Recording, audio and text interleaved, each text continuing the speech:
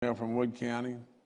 Our 1,376th death is an 87-year-old female from Wood County. Our 1,377th death is a 97-year-old female from Cabell County. Our 1,378th death is a 58-year-old female from Cabell County. Our 1,379th death is a 78-year-old female from Greenbrier County. Our 1,380th death is a 63-year-old male from Pleasants County. Our 1,381st death is an 83-year-old female from Wood County. Our 1,382nd death is an 83-year-old male from Jackson County. Our 1,383rd death is a 77-year-old female from Barber County.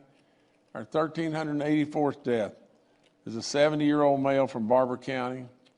Our 1,385th death is a 28-year-old male from Grant County. Our 1,386th death is a 67-year-old male from Hancock County. Our 1,387th death is a 73-year-old male from Roane County. Our 1,388th death is a 69-year-old male from Cabell County. Our 1,389th death is an 85-year-old female from Jackson County. Our 1,390th death is an 88-year-old male from Harrison County. Our 1,391st death is a 91-year-old male from Monongahela County. Our 1,392nd death is a 66-year-old male from Brooke County. Our 1,393rd death is an 83-year-old female from Wood County. Our 1,394th death is a 67-year-old female from Wyoming County. Our 1,395th death is a 77-year-old male from Jefferson County. Our 1,396th death in West Virginia is a 54-year-old female from Brooke County.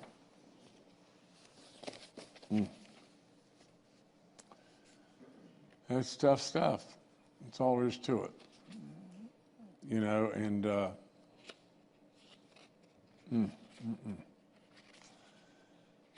please just don't let them become a number. I mean, please don't let them become a number. In addition to this, we've lost a correctional officer. A veteran officer with the West Virginia Division of Corrections and Rehabilitation died Saturday while under treatment for COVID.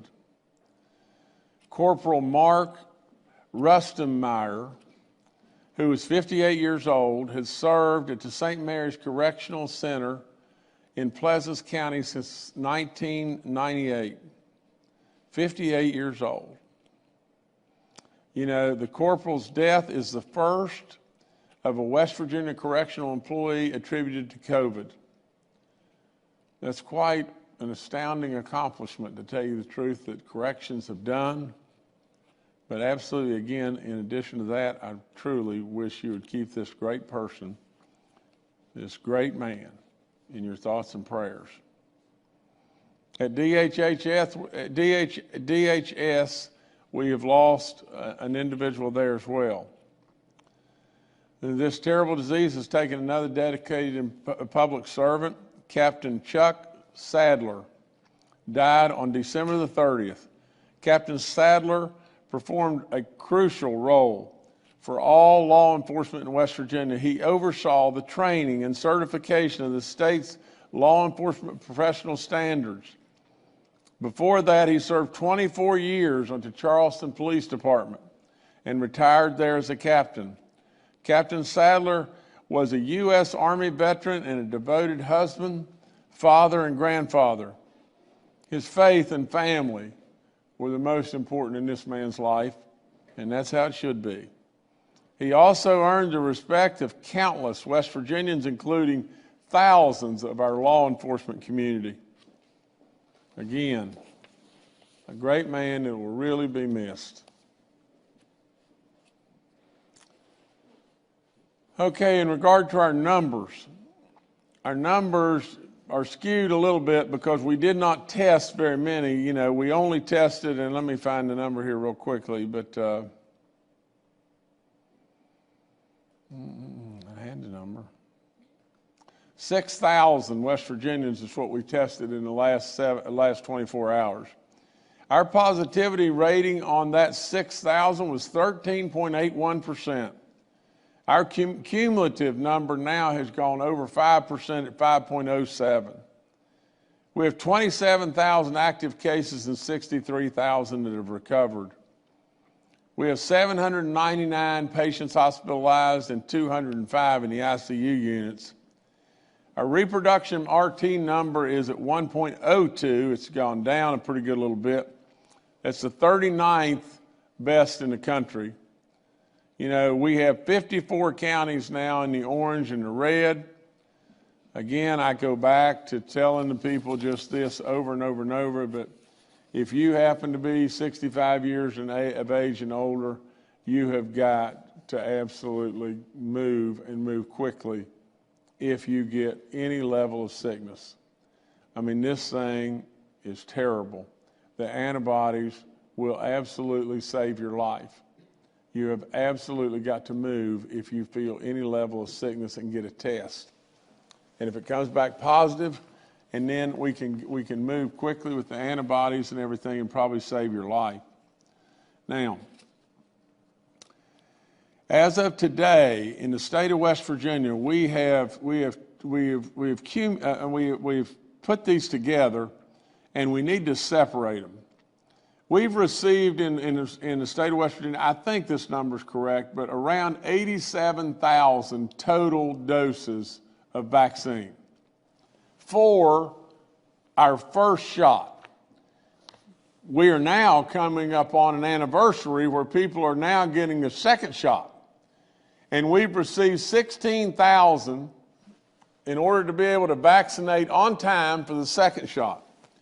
Well, we put them all together, and they need to be separated because really and truly, the second shot doesn't have anything to do with how fast we're getting them in people's arms. Naturally, we got to do the second shot, but we shouldn't really get credit for it, nor should we be penalized and everything for where we are. But our current vaccine administration rate is at 43.61. We dropped a good ways down and everything as far as we're still the fifth or something like that in the nation. But if you really just think we've put in arms 52,000, and we have a total number of vaccines that have come into our state of 103,000, that's what comes to these kind of numbers and everything. And I don't really know how they've done that math, because it seems like to me that math really should be more like 47%. But nevertheless, this is what I got here, and I'm going over with you.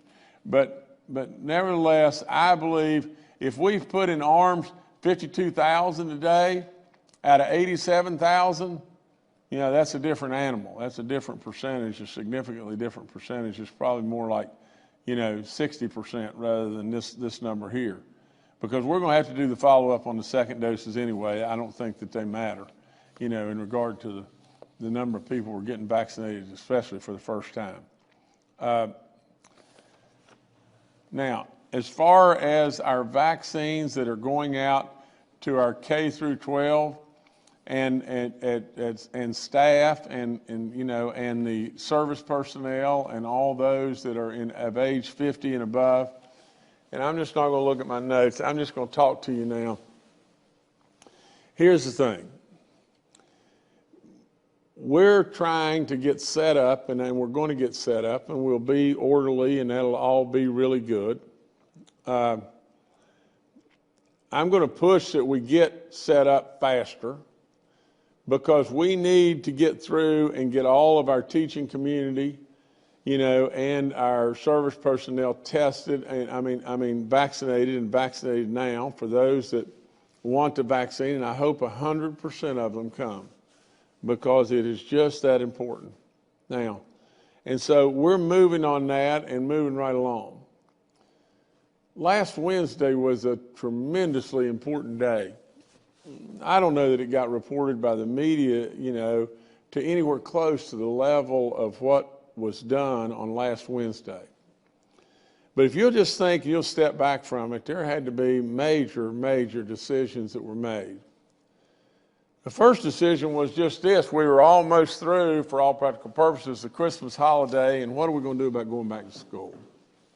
You know, all the health community and all the education community tells me that from the standpoint of our kids not being in school, they're hurting really bad. A third of them are failing a core class. You know, many of them, we know that there's all kinds of abuse and bad things happening to kids out there. And our call lines and everything that we have set up and all that have absolutely gotten terribly quiet because we don't have eyes on these kids. We don't have any way to help these kids. That's terrible. That's just plain terrible. In addition to that, we've got all kinds of special needs areas and so on where we could be helping. And the bottom line to the entire thing is the virtual concept is better than nothing. And really and truly, if you happen to have parents that are home, that are able to sit there and really work with you and really work hard with you and everything, absolutely, I guess it's a better replacement than nothing. But when it really boils right down to it, the virtual concept does not replace the in-person situation that you have with a teacher and how you interact in the classroom. So that day, that Wednesday, we decided we're going to go back to school. And in addition to that day, we decided not only are we going to go back to school, but we're going on our older kids to transmit this thing more so than the younger kids. It's almost non-existent with the younger kids. You know, what we're going to do is we're going to go with our map and we're going to try as hard as we can to get those kids back in school as well as soon as we can, but we know we can't do that right now. You know, so we made a big decision. Let's go back to school. Now, in doing so, then we took another step and we said, you know, to make this thing even safer for our teachers, our service personnel, and all those, we're going to move as quickly as we possibly can to get them vaccinated. We're going to start with the people over 50 because they're the ones that get sick, you know, and especially the older ones, you know, they're the ones that get sick. So we're going to get them vaccinated, and we're going to get them vaccinated as quick as we possibly can. Now, we know this too. We know that upon the first vaccination, within 7 to 10 days of the first vaccination, you've got some significant coverage that you didn't have before with no vaccination. And most generally, the health community will tell you that after 7 to 10 days of the first shot, you're cleared up to about 50% coverage. And so, in other words, you're significantly less likely to get this thing with the first shot. And the second shot is what moves you up to 95%. But what we did is we said it's horrendously important to get our kids in school. And in addition to that, it's horrendously important that we have our teachers and our service personnel and all of our community right with us. And we're going to move all of them up on the food chain, way up, and get them vaccinated right now. Now, in addition to that, the next thing we did is, you know what we did? And this is the thing that absolutely could have caught us for sure. Now, I pass all the credit in the world and all the accolades in the world to my health community and experts and the guard and everybody, you know, all over the place. I came up with this thought. This is nobody's thought but mine. And here's the whole deal. If we don't watch out, we're going to get caught in the situation to where we have vaccines sitting on the shelf, lots of them. And we have got to move now. This is last Wednesday. We've got to move right now to getting these vaccines in the arms of our people, even though we were first in the nation. I don't care we're first in the nation. I want to be first, and more first in the nation. We all know that absolutely every hour that goes by that somebody that's 70 or 80 years old that doesn't get this vaccine, somebody's going to die. So if our effort, if our effort is to save lives, we got to move, and we got to move now.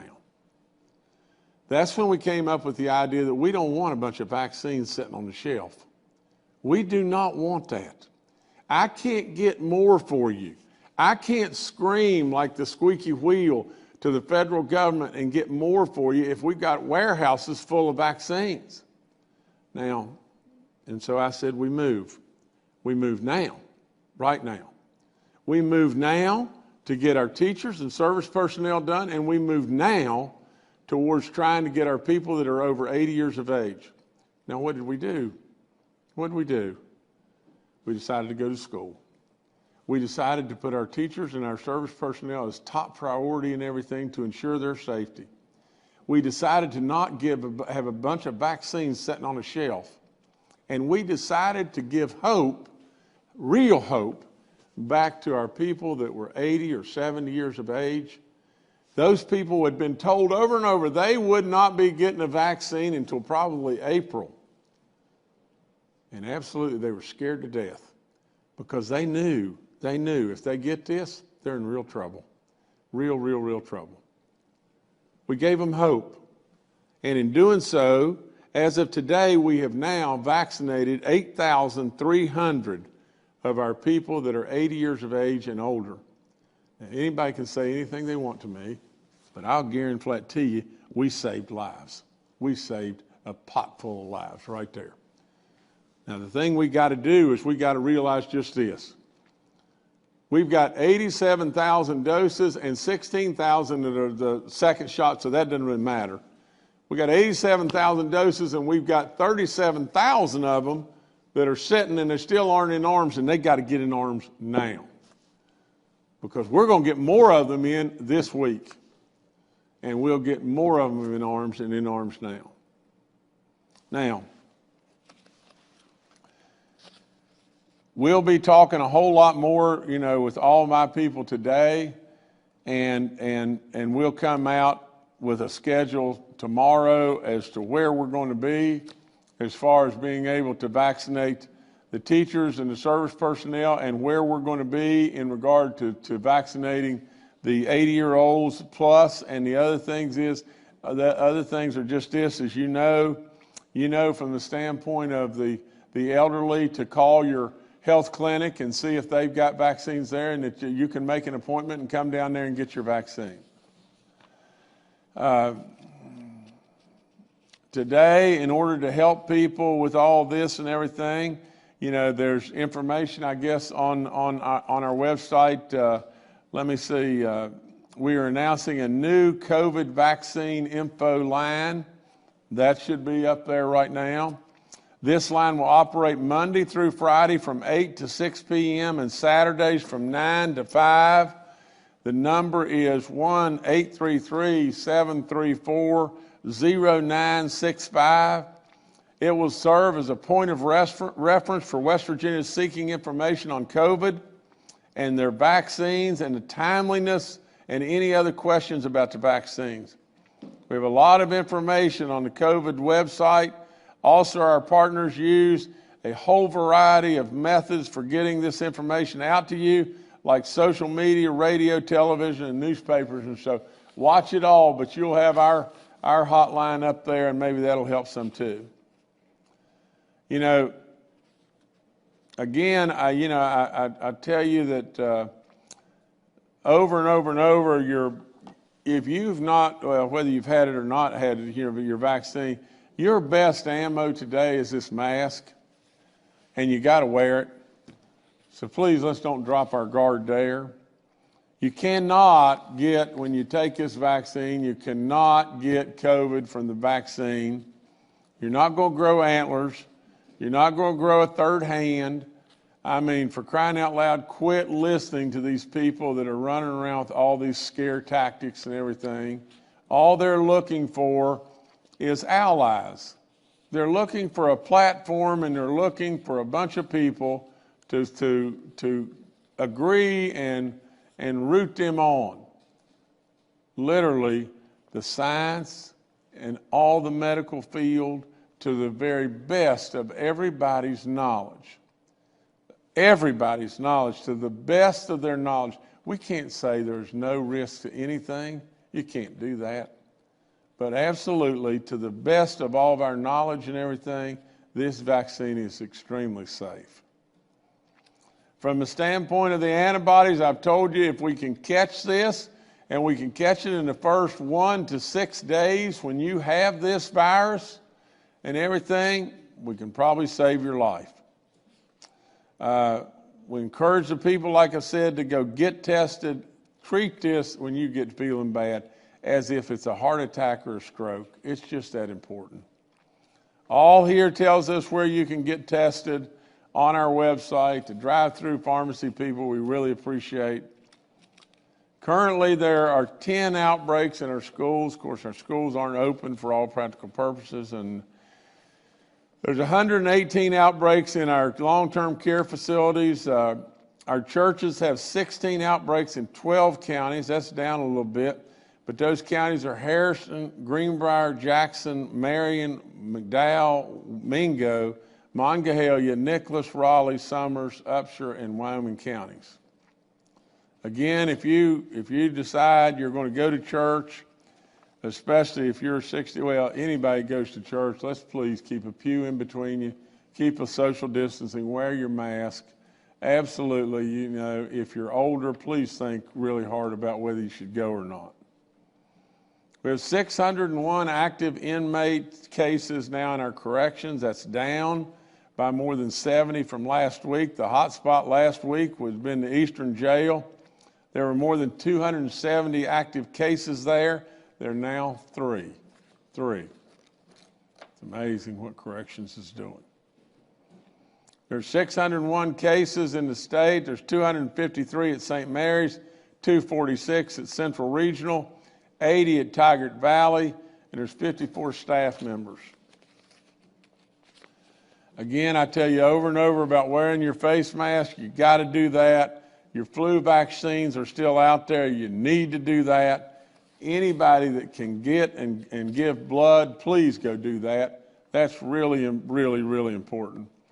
For the most part, our revenue numbers came in December, and for the most part, we were flat. We were down $4.7 million. It's amazing, you know, that the people were able to estimate this close. The good part about all this is year to date, you know, on a surplus, you know, from our budget, we're $127.2 million above our estimate for the year. That's 5.3% above our estimate for the year, $127.2 million. That's great. But in addition to that, we are trending now with a cash surplus of absolutely hundreds and hundreds of millions of dollars. But good work again by our economic people and everything, and you know, I'm really proud of how we're doing in this state economically. We have an economic development announcement today coming for Jefferson County at 1 o'clock, and I want you to stay tuned. And right after the briefing, we'll be bringing that up. And from the standpoint of our National Guard, we have a change of command also today at 2 o'clock, and I will host the official change of command ceremony, which marks a transition from Major General Hoyer to Brigadier General Crane and Adjutant General of the West Virginia National Guard. In November, I announced that General Hoyer would retire and take a new role at West Virginia University, and you know, where he would be continuing to be part of the pandemic, you know, leadership team, and as the director of the Joint Interagency Task Force overseeing the vaccine distribution. At that time, I also announced that I was appointing General Crane as our new adjutant general. Please forgive me for that, and which becomes effective today. And I encourage all West Virginians to watch the ceremony. And the thing I want to do more than anything again is congratulate General Hoyer. I mean, you talk about a superstar. He has been such a superstar. It is unbelievable. I congratulate him on all of his service, and I absolutely want him to enjoy his family and all the goodness, but at the same time, he isn't going anywhere. That's the great part about it. You know, he's going to be really, really helping us and dialed in with Hyperloop. And not only this, he's still right dead on top of all this vaccine and all the stuff, all the work we're doing here. He's going to hang right with us and be a resource like nobody's business. And I congratulate him and thank him more than you'll ever know. So thank you so much, General. And General Crane, we're really glad to have you. That's all I got. All right, thank you, Governor. Let's now go to Major General Hoyer with the West Virginia National Guard. Good morning, and Governor, thank you for the confidence that you've had in me over the past 4 years as part of your leadership team. As the Governor said, today is the last day in uniform, but he wasn't going to let me go anywhere, and I didn't plan to go anywhere until the last vaccines are done down the road. So we will continue to be on that. Related to that, as many of you are aware, we had a break in the process last week that caused a challenge for us. I want to assure the folks, and Clay will talk a little bit more about this as well, that we have put process additional changes in place, that we have done additional training, that it is my responsibility to the Governor as the head of the Interagency Task Force to work with Dr. Marsh, Dr. Amjad, and Secretary Crouch to make sure that we continue to improve our ability to get vaccines out as quickly as possible without challenges. So we will continue to do that. I want to also point out to folks that, as the Governor pointed out, right now we will get this week 23,000 vaccines in the state of West Virginia. That is nowhere near what we need. So we continue to work with the Governor daily, and he continues to drive us and press us in the direction that we need to go to take care of the people of West Virginia and to stay focused on those principles of minimizing the loss of life, maintaining our health system, and getting our economy continuing to move forward. So we will continue to press that. Just to give you again an example of the dynamic nature of this, from the time the dashboard updated to that 52,200, we now have another 1,000 vaccines that have been reported to go into arms. So we continue to press this.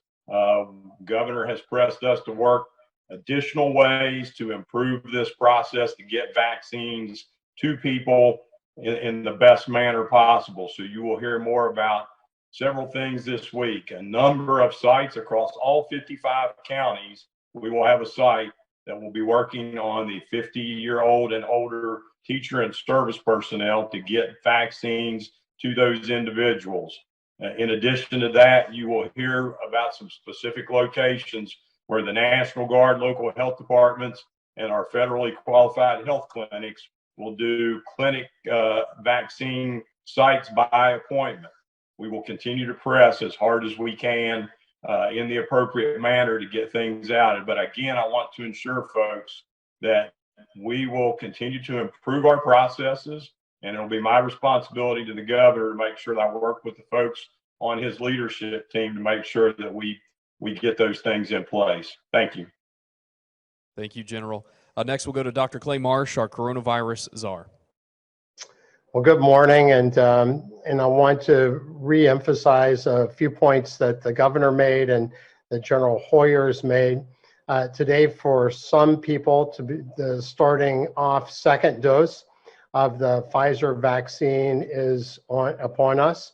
I certainly am enthusiastic about getting the second dose of the vaccine, as we know that the clinical trials for the Pfizer vaccine showed that 2 doses, 21 days apart, or for the Moderna vaccine, 2 doses, 28 days apart, was necessary to get the full protection from the vaccine. Now, some people may have read in the paper that people in the United Kingdom and officials there are taking a bit of a different approach, trying to get one vaccine in as many people as possible and not being as concerned about staying within that timeline of the second vaccine dose. And in fact, there's even been some thought in the UK about mixing the doses. I think it's important that, Dr. Fauci has said publicly, and I think this is true for most of our infectious disease experts and our medical community, is that we really want to stay very true to what the clinical trials and the emergency use authorization approval by the Food and Drug Administration instructs us. So I know that people in the UK are giving one dose and mixing perhaps the two different kinds of vaccines together. There has been some talk in the Operation Warp Speed about giving half a Moderna dose and then giving the second dose at a half level than the clinical trial showed. What Dr. Fauci said, and certainly what we are adhering to very closely in West Virginia, which we believe is the best practice and the best protection for each one of our citizens who gets vaccinated, is to stay exactly true to what the clinical trials tell us. Full dose of the Pfizer vaccine, separated by 21 days, full second dose, full dose of the Moderna vaccine, separated by 28 days, full Moderna dose. And if we adhere to those, the clinical trials would tell us we have a 95% protection for people who get that. And there also seems to be a significant protection against severe disease or dying in the people that were immunized. So I think it's really important that we stick with the science, and as things change, we certainly will adapt, but we want to do that with the appropriate guidance from the appropriate authorities, the Food and Drug Administration and the Centers for Disease Control. It's also important that for people that are getting their second vaccine, there is the potential that you'll have an arm that's perhaps a little bit more sore than the first time that you get the vaccine. And some people can kind of feel not great, blah-y for about 24 hours or so. And that may be a little bit higher in commonality with the second dose of the vaccine. But remember, these vaccines are extremely safe. They cannot give you COVID. They cannot make you go sterile. They do not have the ability to create any other kind of substantial reaction other than the immune response, which they seem very good at getting, or in people who have had a really serious allergic response that uses epinephrine called anaphylaxis. You certainly want to make sure that you talk to your doctor, and if you've responded or reacted against any of the ingredients in either vaccine, then certainly that would be a reason to not take it until you talk to your physician. Or people that are acutely sick with COVID and are in isolation, we would ask them to wait until they get better from their acute illness. But otherwise, this is a very safe and very effective vaccine, and we hope that every West Virginian who has the opportunity will take it. Let me pivot for a second and talk about what General Hoyer mentioned, which was the issue that we experienced with our 44 people in Boone County at the local health department there. We know that as we move very quickly in this very, very complex environment, changing environment with COVID-19, and look at this complex vaccine distribution plan, we had talked a lot about starting to transition our plan from a more centralized plan where we're really focused on hospitals and nursing homes to a more decentralized group of people, citizens that live in the community. And we have, again, not done sequential necessarily, but overlapping priorities. And we were able, with the governor's focus, to get to the most highly vulnerable population, which is our over 80-year-old group, and then our 70 to 80-year-old group. As we push to get vaccine delivered to the places where we can immunize these highly vulnerable people and other people that are in our priority list at this point in the community, what we're aware of, just like in every medical circumstance, that the more handoffs you have with any process, the more likely you will experience issues with the process that you've set up. And we are really focused at every level to make sure that anytime that there is a break in our process, that we immediately assess what that is, make sure things are safe for people, as was done in this situation, and then constantly improve that process. So for the 44 people in Boone County, they were immunized with the Regeneron antibody, which was the antibody that was used to treat President Trump when he was infected with COVID. So it won't cause harm to these people. But we've immediately contacted 40 of those 44 people, and they've been revaccinated because we want to make sure that they get their vaccine. And the other 4 people are being actively contacted so that they can get their vaccine on a priority basis. And what we want to make sure of for each West Virginian, that you are aware of not only the complexity of what's going on, and I think the amazing leadership that General Hoyer and retired Colonel Joe Peel and the Joint Interagency Task Force have been doing, but also the fact that this process is constantly being improved and assessed. And as we find anything that we can do better, whether it's looking at the way that we're immunizing people, like Operation Warp Speed has indicated, that as I said before, we would wait for any guidance from the Food and Drug Administration or the Centers for Disease Control, or looking at the specific way that we're moving vaccine to different parts of West Virginia to be able to immunize our elderly. We will continue to make sure that that is safe and has the highest quality and the fastest speed for each West Virginian, because as the governor said, we realize that every vaccination may be a life saved. And at the same time we're doing this and trying to get that vaccine to each West Virginian in that priority basis that we've set up, it's really important to finally reemphasize what the governor said. Our greatest tool against COVID-19 right now is wearing your mask, staying physically distanced, doing the right thing. We know that we will expect to see a bit of a surge in the next 2 to 4 weeks in our country and in West Virginia from the recent holiday. So it's even more important today that not only we get vaccines in the arms of all people that we can, that is a great tool in our tool belt, but also to ask each one of you to use your power to reduce that transmission. So during this interim, between the time that we get people vaccinated and their immune system starts to respond, that we can protect people in West Virginia and also can protect our vital assets and save lives. Thank you very much. All right, thank you, Dr. Marsh. Dr. Ayn Amjad, our state health officer, and Bill Crouch, secretary of the West Virginia DHHR, are also joining us today and are available for questions. We'll now go to media questions. Our first today is from Kenny Bass with WCHS and Fox 11. Hi, thanks for taking the questions. Because we've been gone a couple of days, a couple of things have cropped up, and I want to try to address them.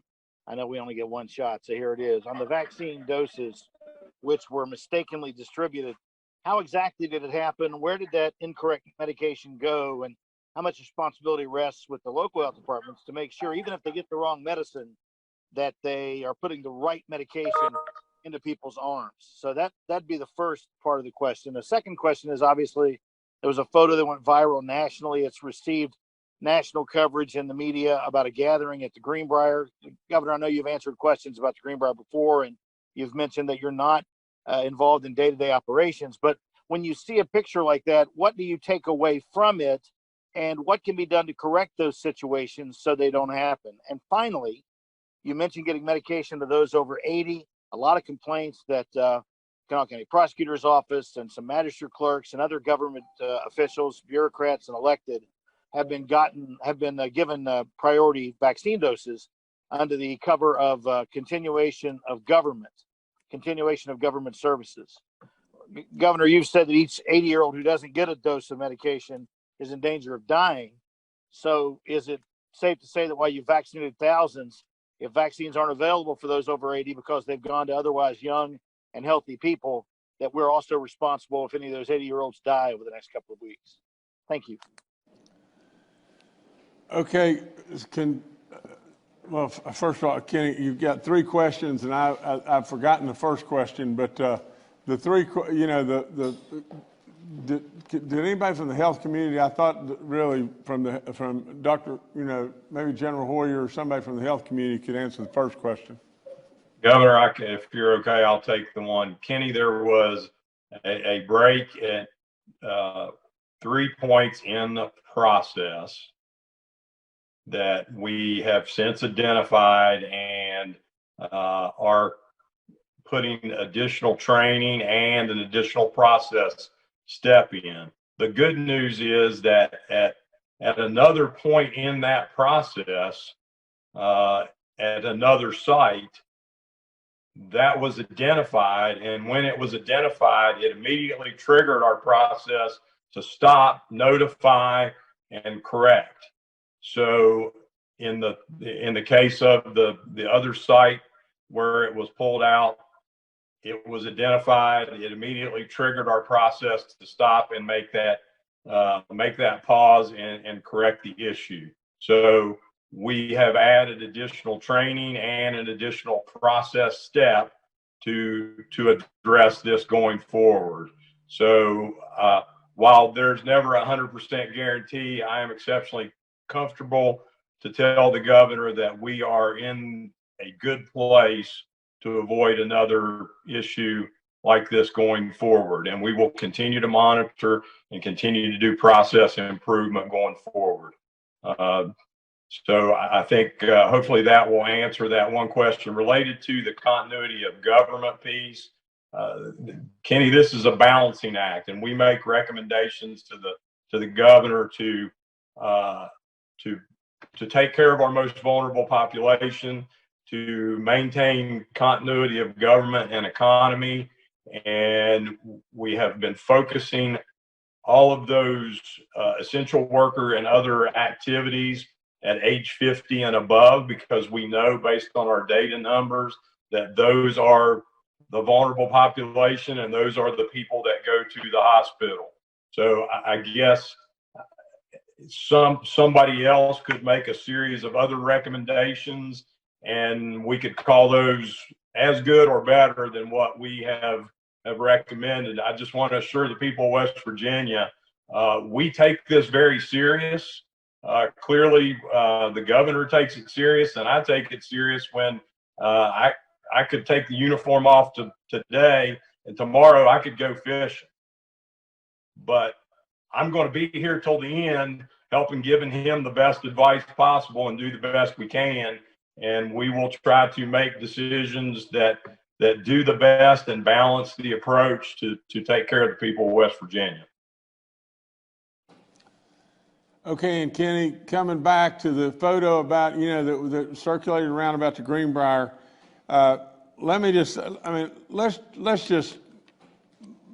just call it what it is. I mean, the bottom line of the whole thing is it's a hit at me from the standpoint of a political hit at me. That's all there is to it. And primarily driven by, some Democrat senators, one right from from where the Greenbrier is located. It's basically just a slap at an employer that is employing 1,500 people with great jobs there. The next thing is just this is, where I was on New Year's Eve?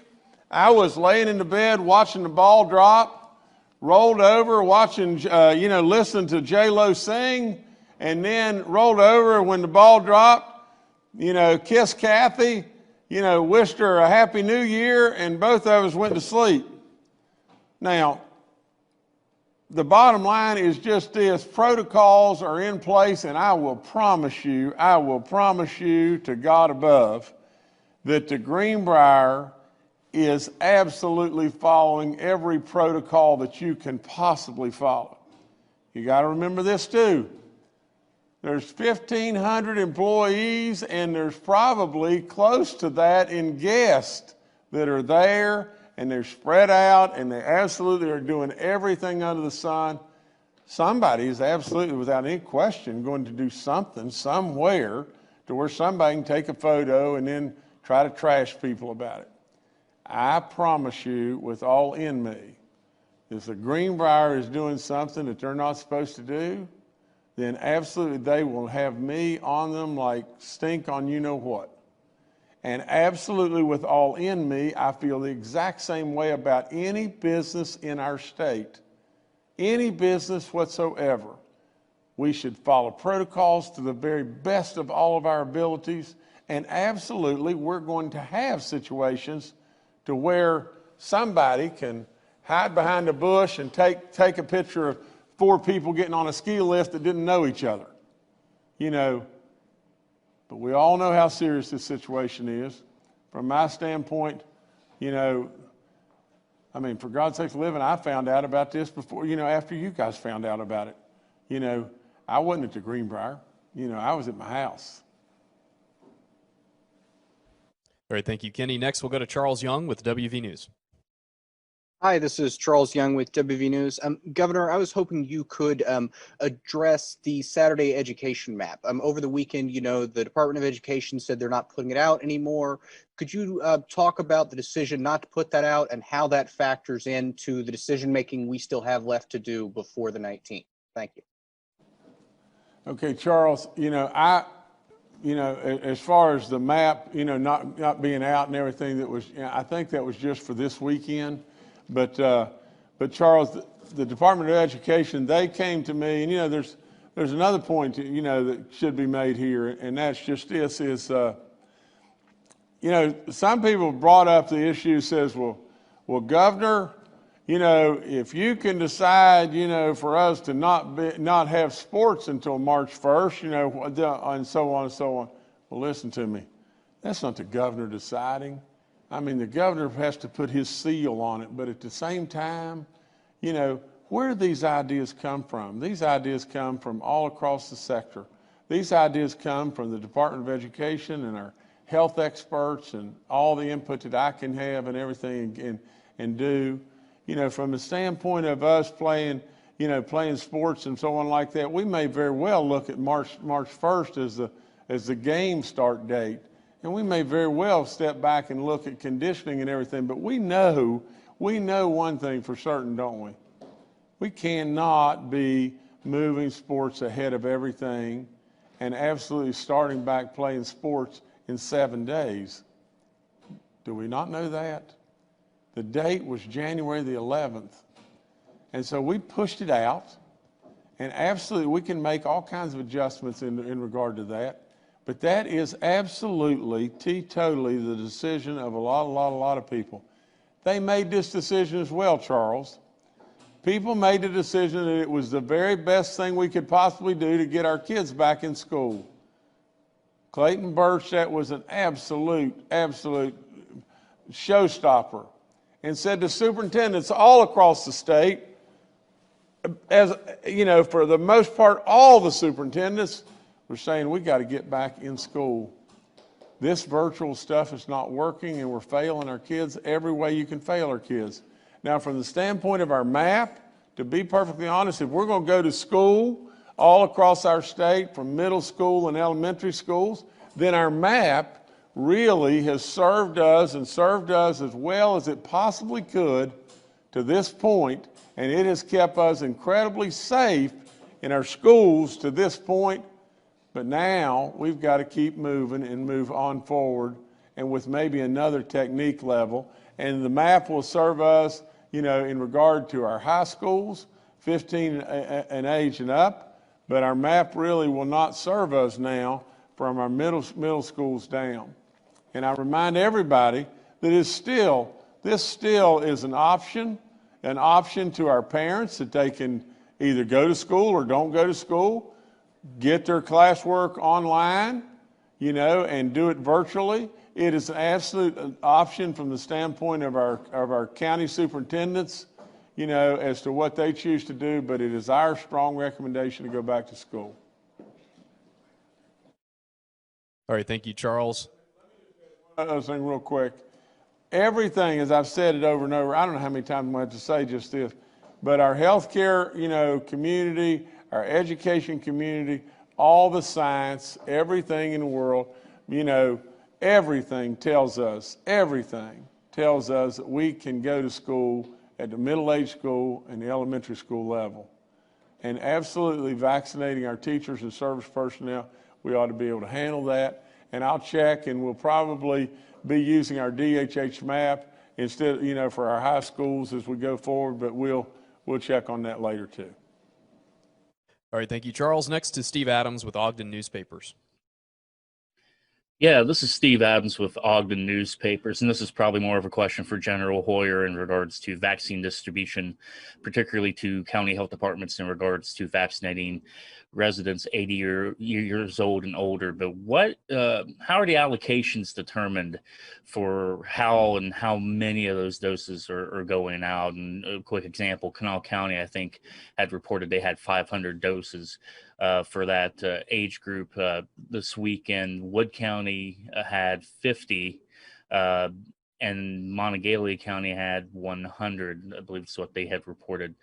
And obviously, Kanawha County is a larger county by population, but Monongalia and Wood County are in the top 5 counties, and they got significantly fewer doses. And I know this is not an easy thing, and this is a balancing act, as you said, but how do you all determine those allocations for vaccines? Thank you.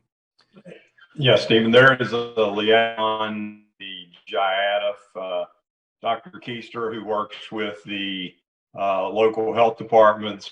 And what you'll see until this levels itself out, as we get the processes in place, there will be some probably what will look like generally to somebody uneven distribution.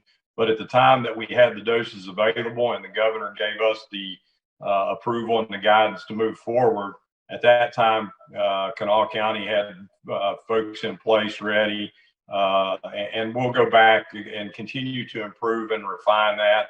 I think there were additional doses going out today to local health departments to stand up additional clinics. We know that people, as the governor pointed out, people over the age of 70 in particular are really interested in getting this vaccine. They know its value. They've been through the polio vaccine, and we will continue to get them out to them as quickly and as expeditiously as possible.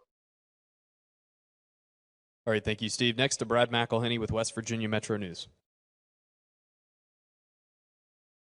Hi, Governor. Hi, everyone. Happy New Year.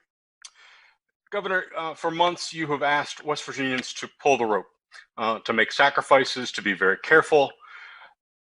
And an example of that is student athletes who are delaying their sports seasons. That's just an example. I'm not necessarily specifying that, but that's West Virginians are asked to make sacrifices. So I wonder philosophically how you can address West Virginians who may see that video at the Greenbrier and think, is everybody pulling the rope here? And if not, why am I? Thank you. Well, Brad, I don't know how to answer.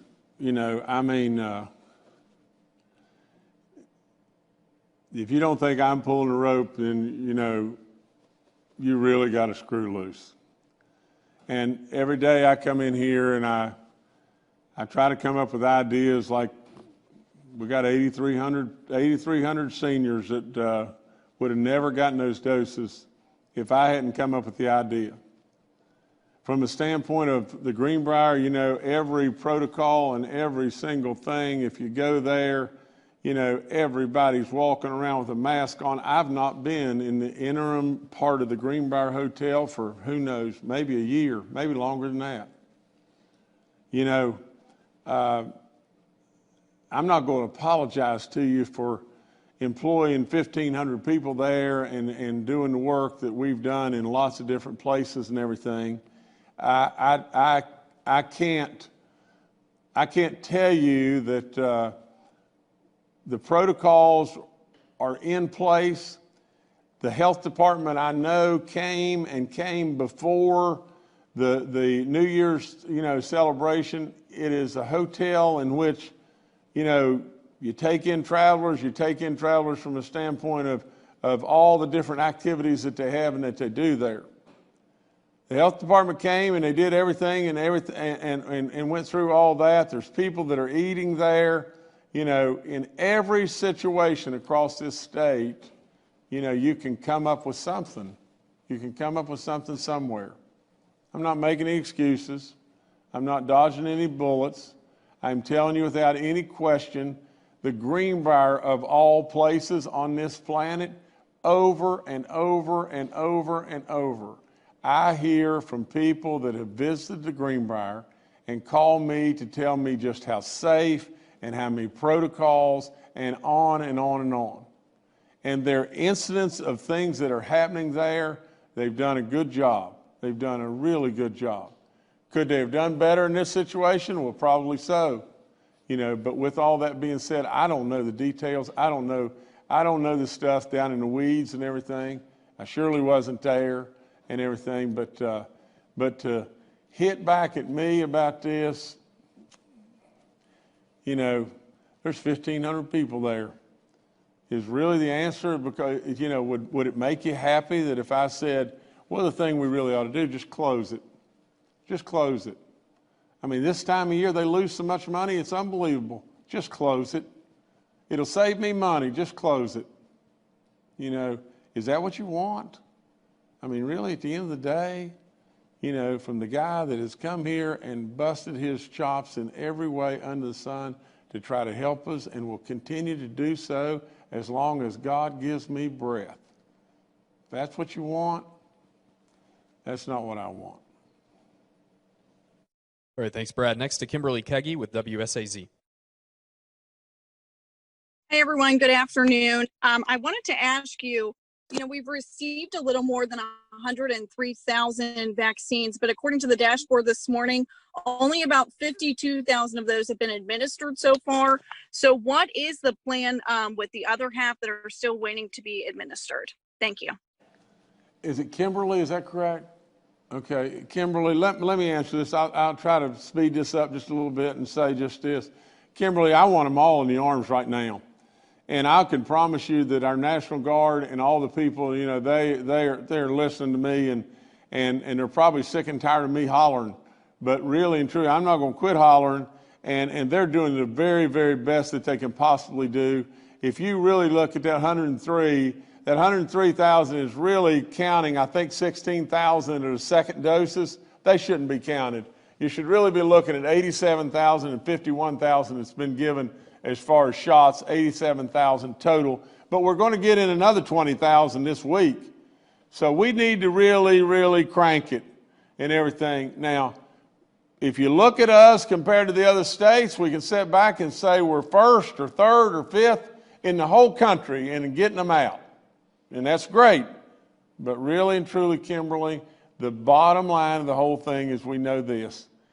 Every single dose that we get out is a chance at saving somebody's life.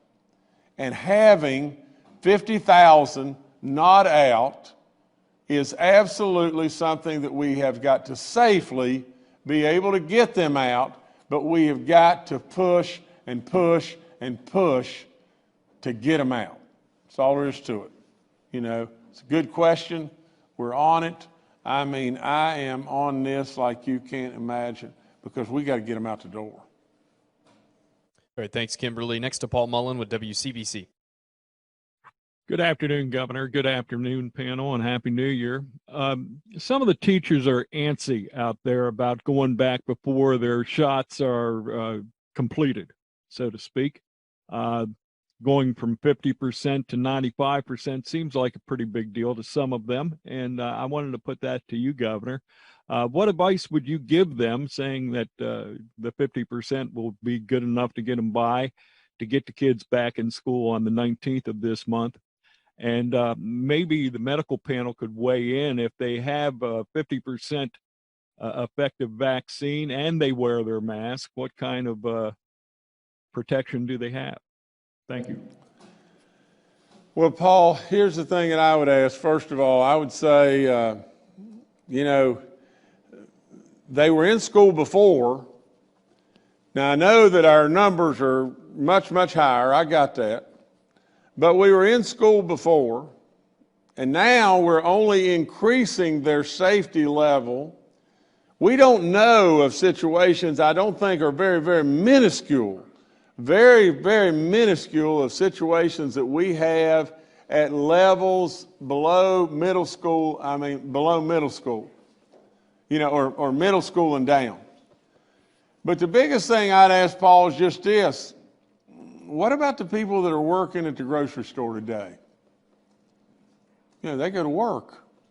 They go to work, and they're protecting us all. They're not with just middle school and elementary school kids. They're going to work, and they're going to work for all of us. And they don't have vaccines that are going to protect them to 50 or 95%.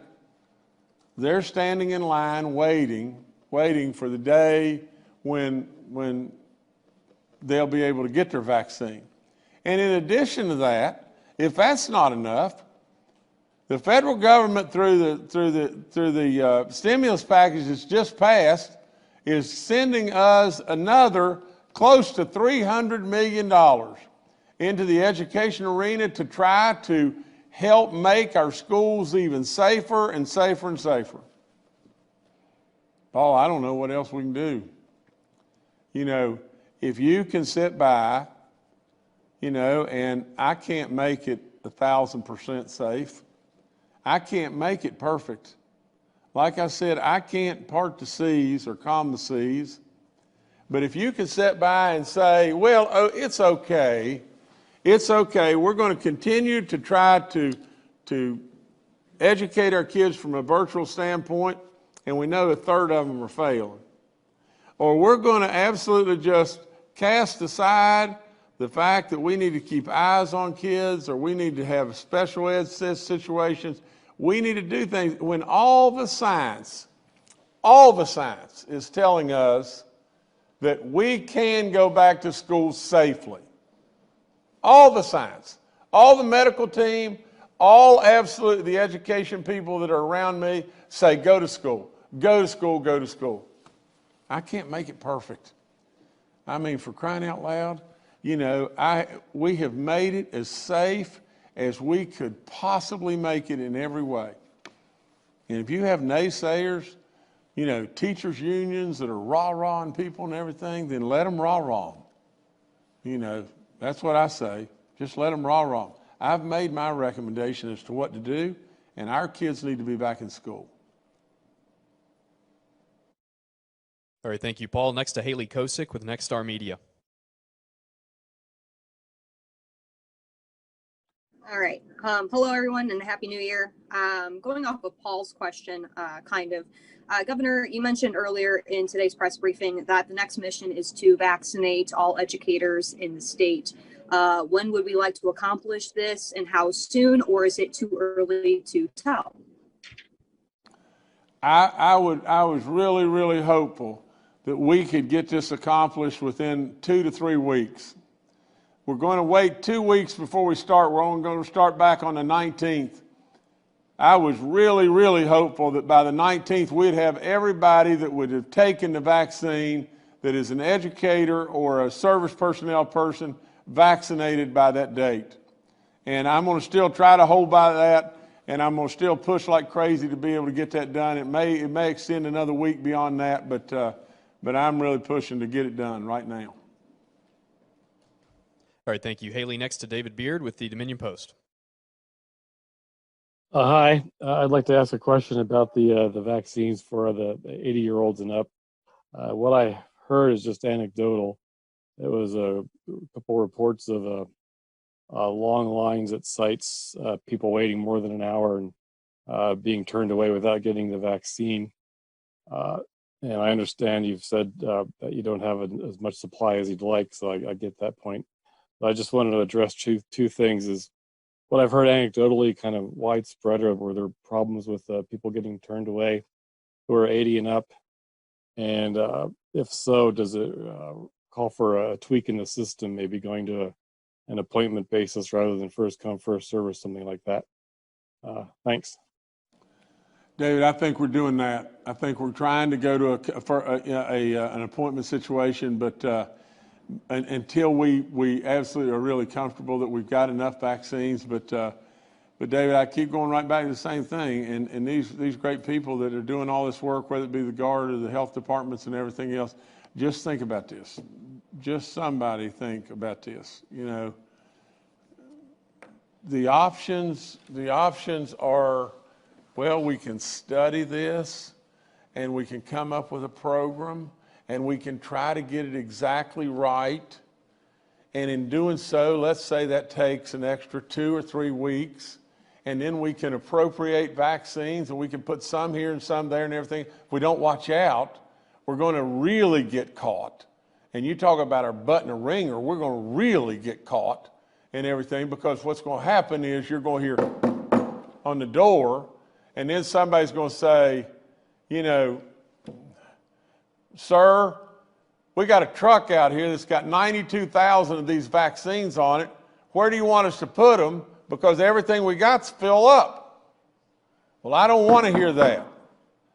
I don't want us filled up. I want them out. I want them out just as fast as we can feasibly do it. And General Hoyer wants that, and Clay Marsh wants that, Clayton Birch wants that, you know, Dr. Amjad and Bill Crouch, all of us want it.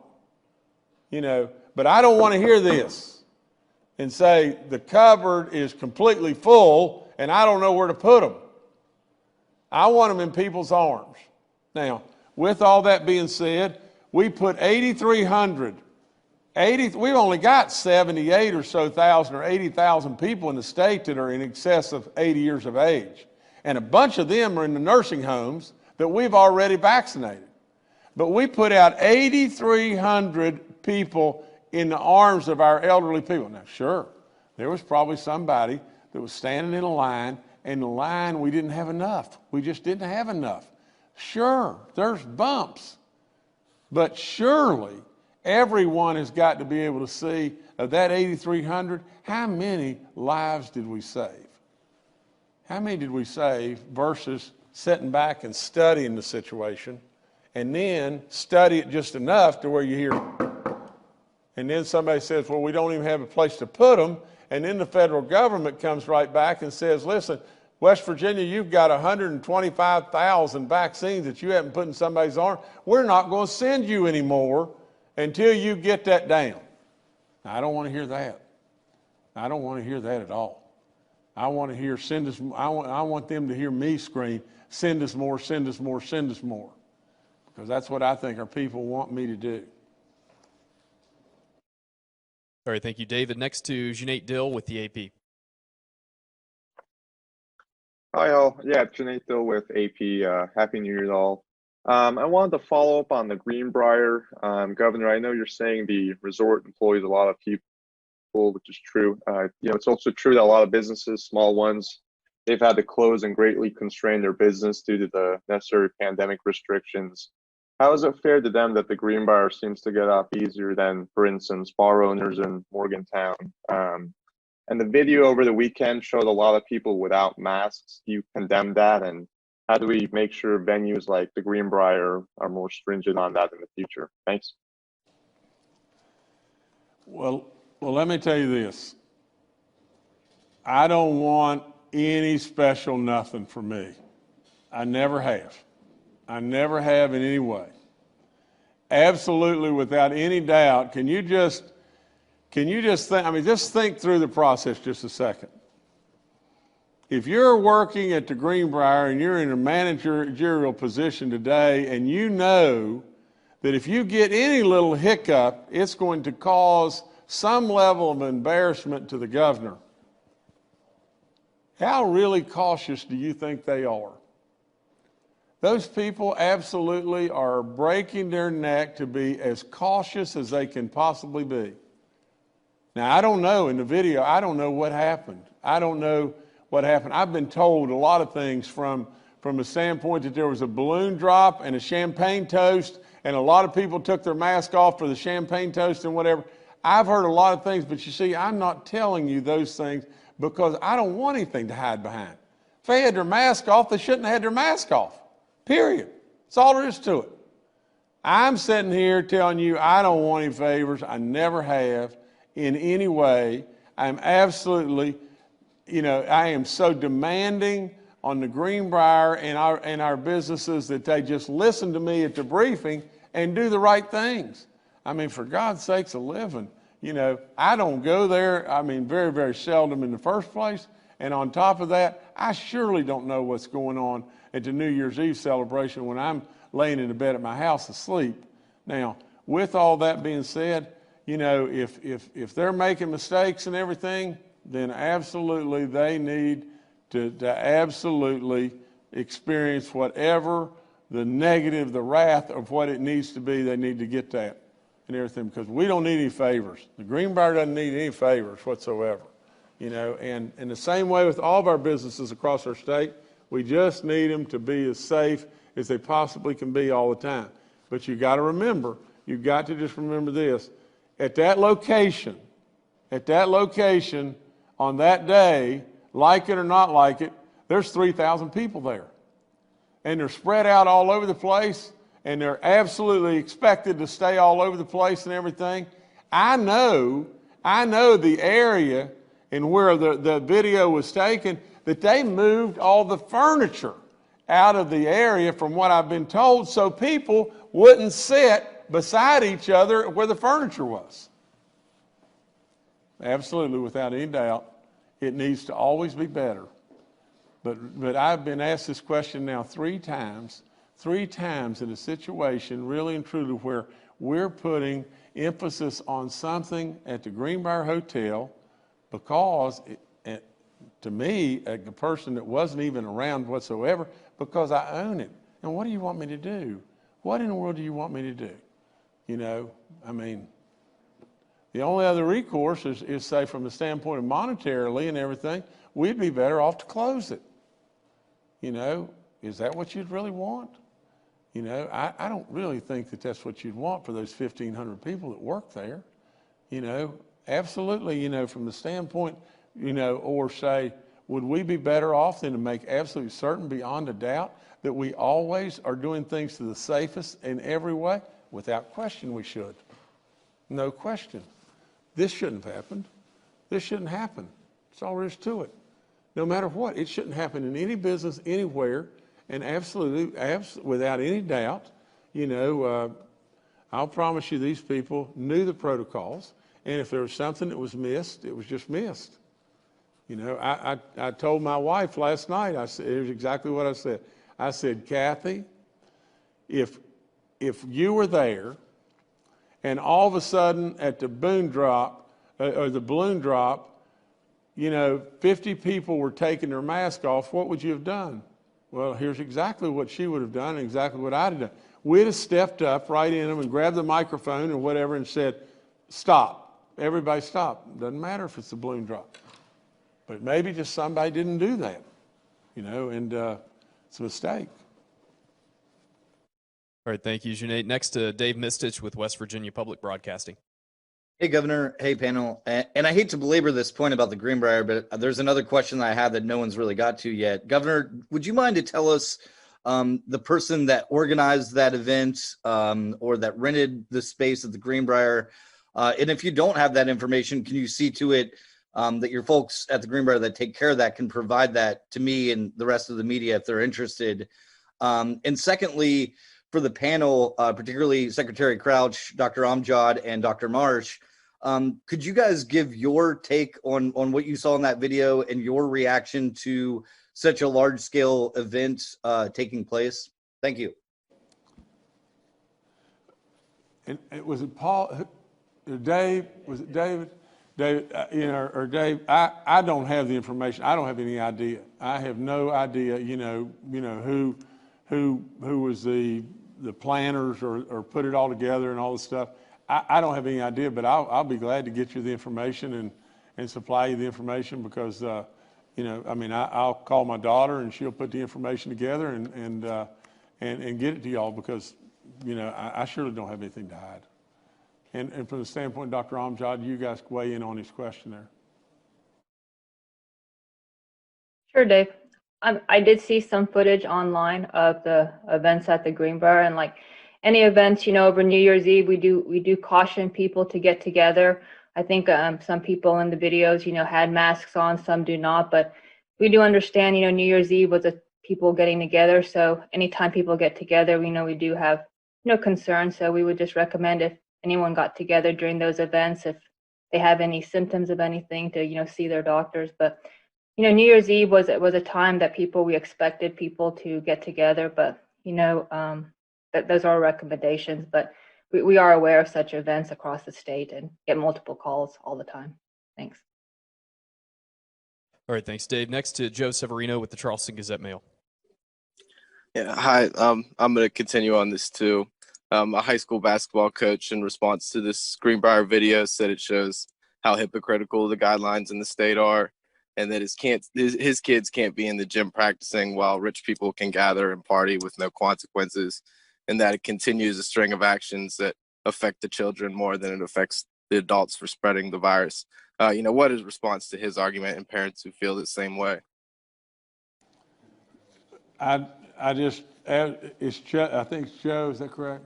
Joe, I would say just this, that from the standpoint of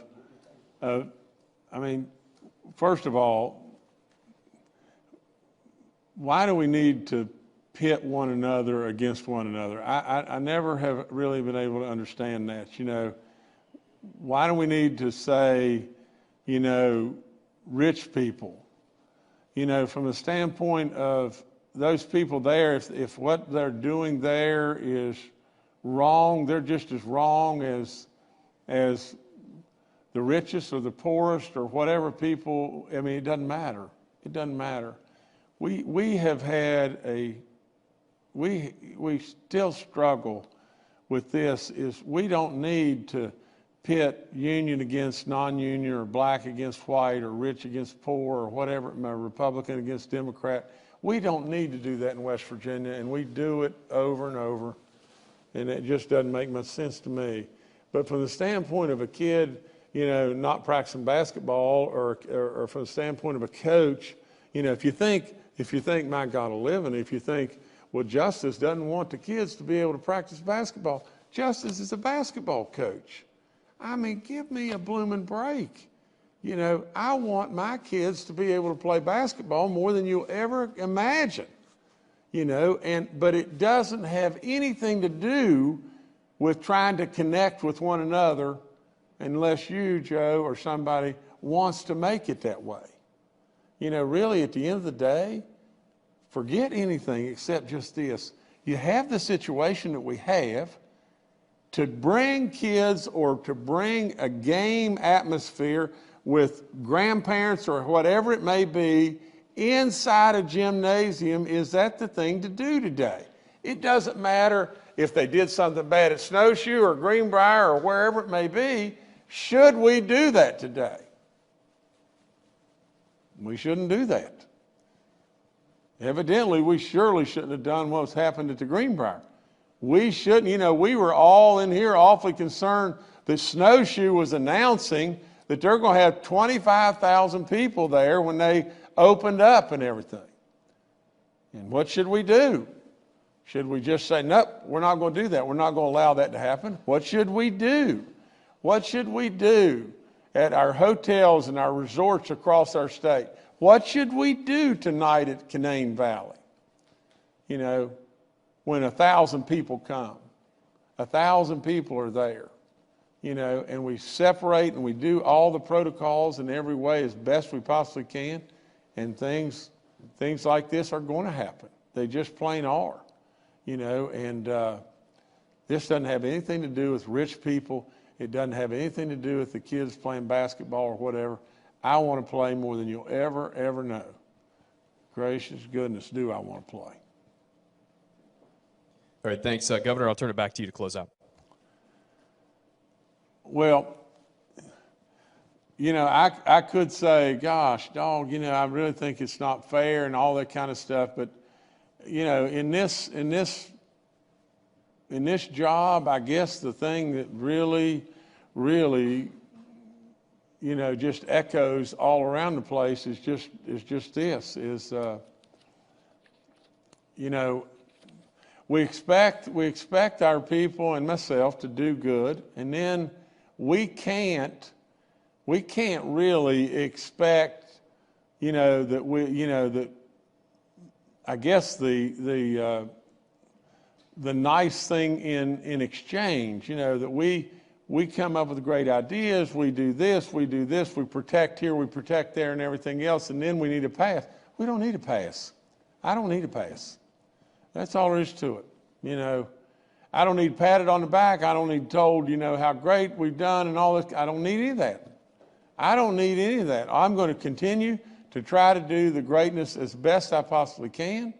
And at the same time, if there's something wrong with somewhere in my neighborhood that or something that I own or whatever like that, then we'll get it straightened up. That's all there's to it. And so I don't begrudge the questions and everything, and it's just part of the job. And I'm gonna continue to do the job. That's all I've got.